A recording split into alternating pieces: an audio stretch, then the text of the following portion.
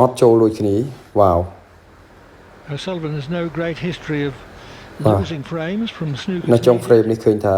បាទការគេងសវិសទៅវិញទៅមកបាទចេតនានឹងយកបន្ទុកដូចគ្នាបាញ់មិញ Robin Hall បាទទាញមកបាទទៅប៉ះនឹង the red color បាទទៅហើយកន្លែងនេះចឹងធ្វើឲ្យសវិសបាទនៅត្រឹមបាទ the blue although his hopes are slender indeed បាទបន្ទុកគឺខុសគ្នាឆ្ងាយបាទនៅពេលនេះគឺសញ្ញានាំមុខបន្ទុកបាទលូតមកបាទ Robin Hall behind 53 score Robin Hall អត់ចូលទេកន្លែងនេះចំណុចបច្ចេកទេសរបស់ Ronnie O'Sullivan បាទថាតើ Robin Hall មានឱកាសទៀតឬក៏អត់ទេចិត្តមួយសិនបាទកន្លែងនេះទៅលោកកដាលអស់ឱកាសហើយ stop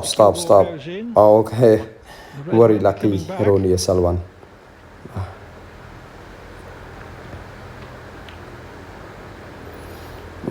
បាទបងហើយទៅលើ red color បាទអស់ឱកាសហើយនៅពេលនេះចឹងសរុបលទ្ធផលនៃការលេង7 frame នេះគឺបាទនៅត្រឹមតែ6 frame ទេបាទដោយសារតែ Ronnie បានមានបច្ចេកទេសល្អមែនតើផ្ដាច់បាទនៅត្រឹម frame ទី6នឹងតែម្ដង opening to his attempt to win it for a third time នេះចាក់ទាញមកវិញបាទបងហើយទៅលើ the green color ទាញទៅស្របបាំងវិញបាទកន្លែងនេះយកនៅលោកកដាលបាទចូលមិនចូល no problem បាទល្អមែនតើ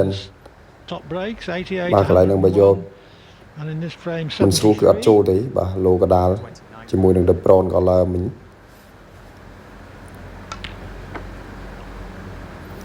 អូខេបងហើយទៅលើ the black color